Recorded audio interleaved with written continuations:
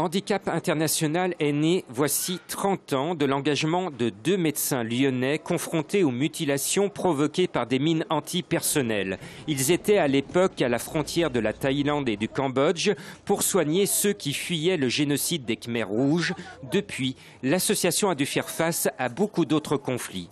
Nous sommes aujourd'hui, 30 ans après les origines, présents dans 60 pays du monde, sur à peu près tous les continents. Et nous comptons aujourd'hui à peu près 4500 collaborateurs. En 30 ans, l'association a dû adapter son matériel à l'évolution de l'armement tout en étant sur tous les fronts, du Laos à l'Angola, en passant par les Balkans, jusqu'à aujourd'hui au chevet des Syriens.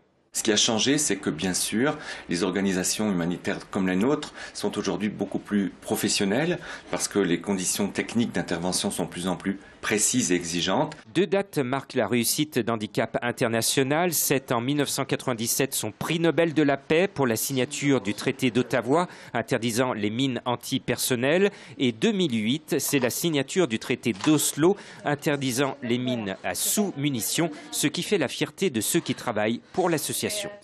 Nous sommes appréciés par les gouvernements puisque nous ne sommes pas dans une dénonciation systématique, mais vraiment dans une recherche de solutions pour le mieux-être des personnes handicapées et des personnes les plus vulnérables. Et aujourd'hui, du côté de Bellecour, ce sont les préparatifs de la 18e pyramide de chaussures.